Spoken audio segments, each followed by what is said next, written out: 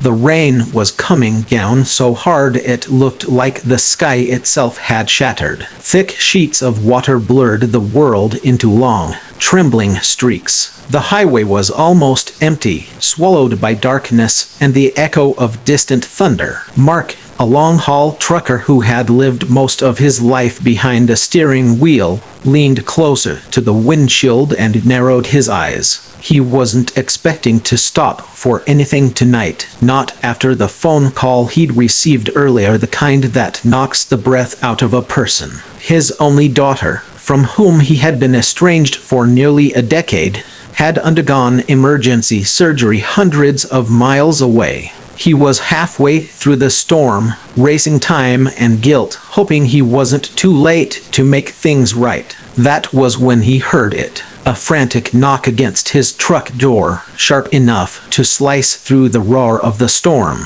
He turned his head, confused, only to see a woman drenched to the bone and holding a trembling infant wrapped in a thin blanket. Her eyes were wide with fear and desperation, and in that single moment right there, in the middle of a violent storm, his life took a turn he never could have imagined. If you believe in kindness, second chances, and humanity's power to change someone's fate, please like, comment, share, and subscribe to the channel. It truly motivates us to keep bringing you emotional, heart-touching stories. Mark froze for half a second, startled because he hadn't seen another vehicle for miles. When he opened the passenger door, cold wind and rain rushed in as if the storm wanted to climb inside. The woman's lips were blue, her hair glued to her face, and her arms shaking as she held the baby against her chest. She apologized breathlessly, her voice barely rising over the rain. But he didn't ask questions. He helped her inside, shut the heavy door, and cranked up the heat. She sank into the seat, hugging her child tightly, whispering something soothing. For a long moment, he watched the tiny baby's small hand clench and unclench as the storm continued beating against the truck's metal shell like an angry fist. Mark finally asked if she was okay, and the woman nodded, though it was obvious she wasn't. Her breathing was unsteady, and the fear in her eyes hadn't gone away. She said her car had died a few miles back, deep in the dark stretch where headlights rarely passed, and she had no signal to call anyone. She'd been walking along the highway shoulder for nearly 40 minutes in the freezing rain, trying to keep her baby warm. She said she wasn't sure how long she would have been able to continue. Mark's chest tightened at the thought of a young mother alone in a storm like this. As he drove slowly through the pounding rain, he kept glancing at her through the corner of his eye.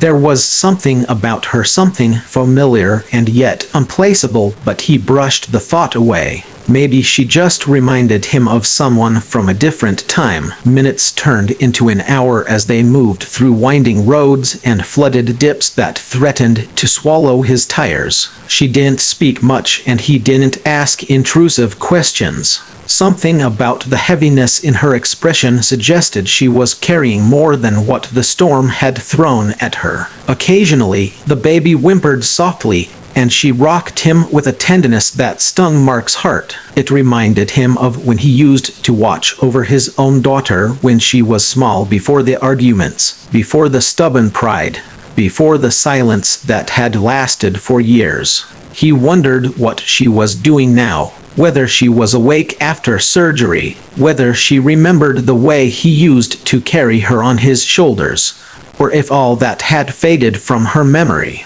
Eventually, when the rain softened into a cold drizzle, Mark pulled into a roadside diner that stayed open all night for truckers. He suggested they warm up and get something to eat. Inside, the bright lights revealed more of her exhaustion. The baby was shivering slightly, so Mark pulled off his jacket and wrapped it around the child, pretending it was simply because the diner's heating took too long to warm up. The woman thanked him softly. She didn't smile, but gratitude flickered across her face like a dying ember trying to burn again. She asked if he was traveling far, and Mark told her the truth. He was heading to see his daughter.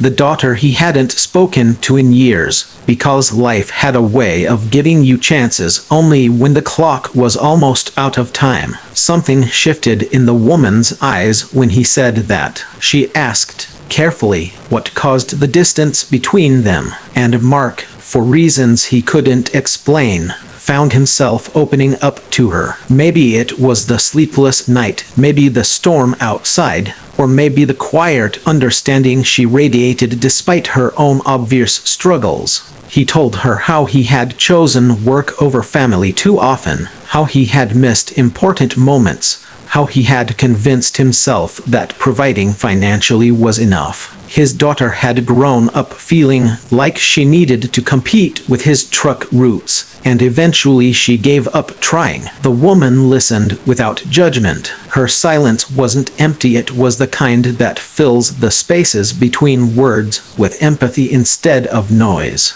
Mark realized he was telling her things he had never admitted aloud, not even to himself. When he finally finished, she placed one hand gently over her baby's small back, as if grounding herself, and told him something that felt like both advice and confession. She said that sometimes people make mistakes not out of lack of love, but out of fear of failing, fear of being vulnerable, fear of disappointing the ones they love the most. She said forgiveness wasn't a gift you give to someone else, but something you first learn to give yourself. Her words lingered with him, echoing gently in his mind, more comforting than the cup of hot coffee warming his hands. For a moment, he wondered where such wisdom came from in someone who looked barely past her early 20s. But again, he didn't push. Everyone had chapters in their life they weren't ready to read aloud. After the rain eased and the roads looked manageable again, Mark offered to drive her into town.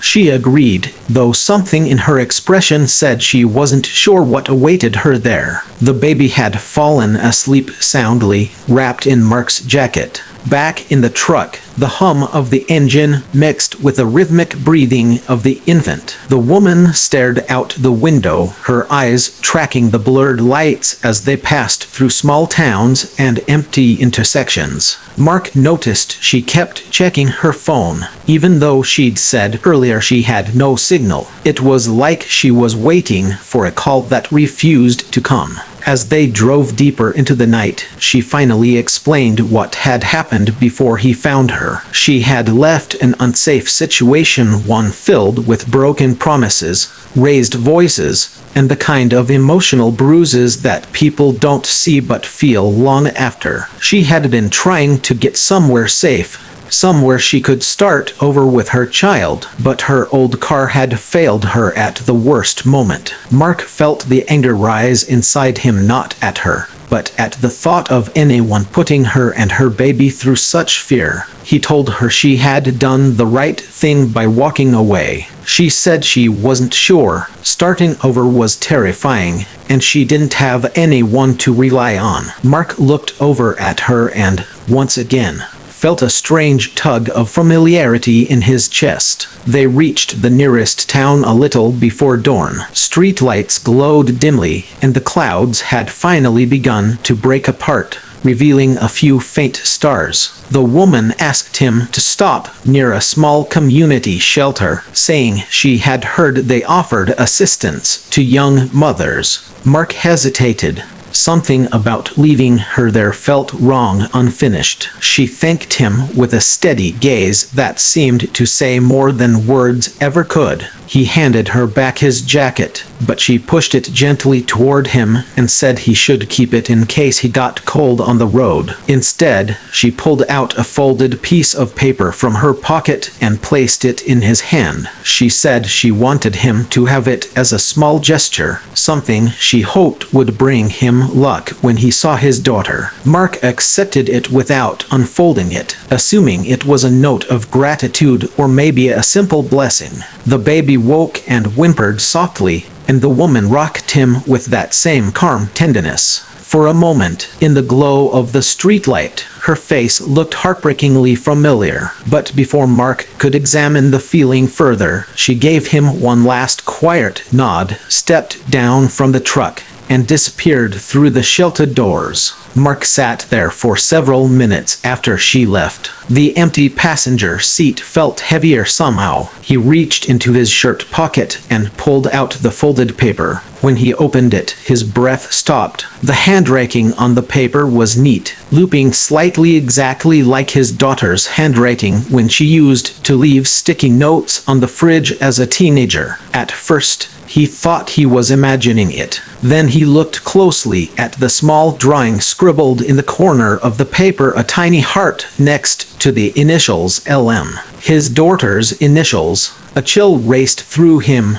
not from the storm, but from realization. He unfolded the rest of the paper fully. It wasn't a note. It was a photo. A photo of the woman holding her baby in a hospital room. And next to her bed, in the background, stuck on the wall, was a card with the words, "Congratulations, Lily," written in the same handwriting he remembered from years ago. His heart pounded. Lily, his daughter, the woman in his truck, the woman he had driven through the storm, the woman with the broken past and the brave heart was his own daughter. He stared at the photo, trembling. He had spent the last several hours sitting beside her, talking to her, confiding in her, not knowing he had been speaking to the very person he had been racing across states to see. She had recognized him. She must have. She had known exactly who he was and still spoken to him with gentleness,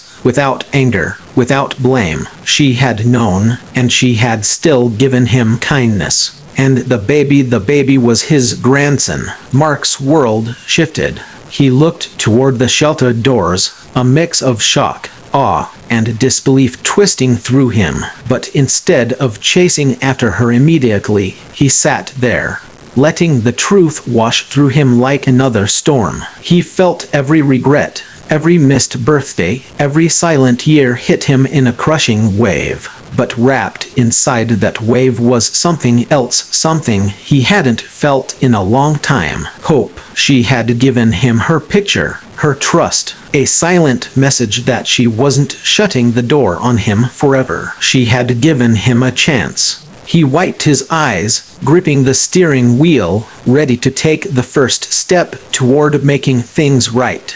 If this story has touched your heart so far, please remember to like, comment, share, and subscribe. Your support helps us continue creating meaningful stories like this one. Before the final moment of this story, please comment below. Family deserves a second chance. Taking a deep breath, Mark stepped out of his truck and walked toward the shelter. Each step felt like shedding years of guilt and fear. He didn't know what Lily would say. He didn't know how she would react. But for the first time in a long while, he wasn't running from his past. He was walking toward the future. And as the first warm rays of sunrise broke through the clouds, he felt something inside him heal, slowly but surely, like dawn breaking after the longest night. He opened the door and took his first step inside, ready to reclaim the family he once lost and to embrace the second chance that had knocked on his truck in the middle of a storm.